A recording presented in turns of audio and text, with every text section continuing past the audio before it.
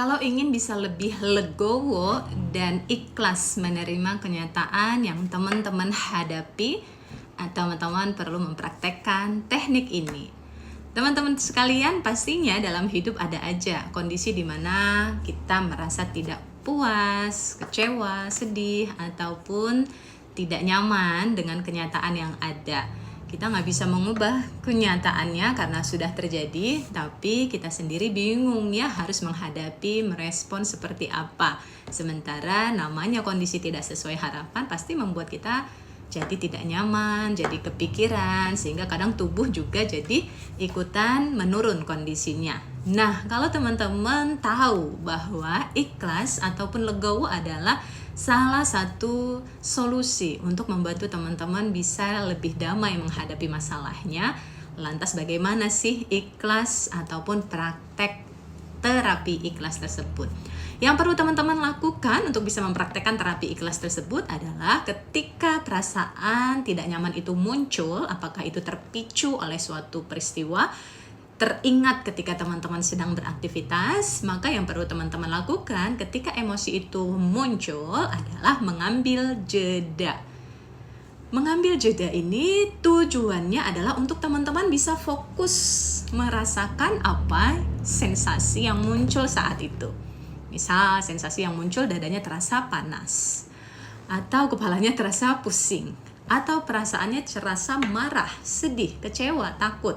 Ya, jadi setiap kali emosinya muncul, yang perlu teman-teman lakukan adalah mengambil jeda, diam dulu, dan izinkan diri teman-teman merasakan semua sensasi yang hadir. Jadi yang perlu teman-teman lakukan adalah memperhatikan dirinya terlebih dahulu. Ya, bisa lebih efektif kalau teman-teman memejamkan mata, sehingga fokus teman-teman ke dirinya.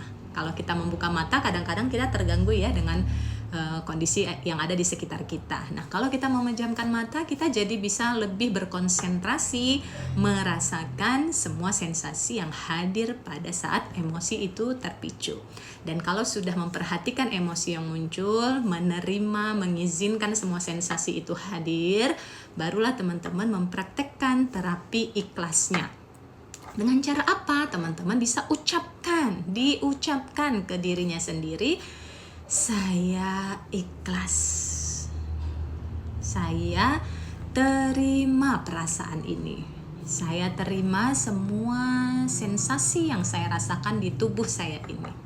Saya terima semua kenyataan yang memang sudah terjadi dan tidak bisa diubah lagi.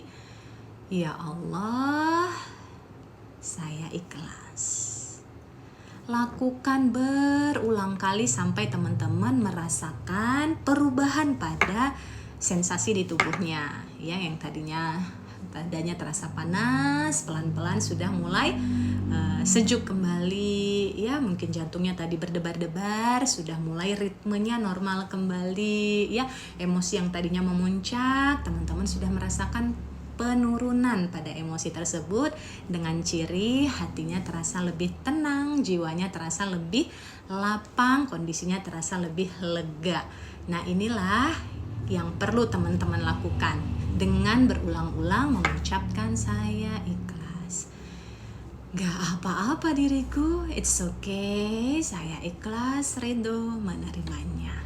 Ya, teman-teman perlu ucapkan supaya didengar oleh telinga, dirasakan oleh tubuhnya.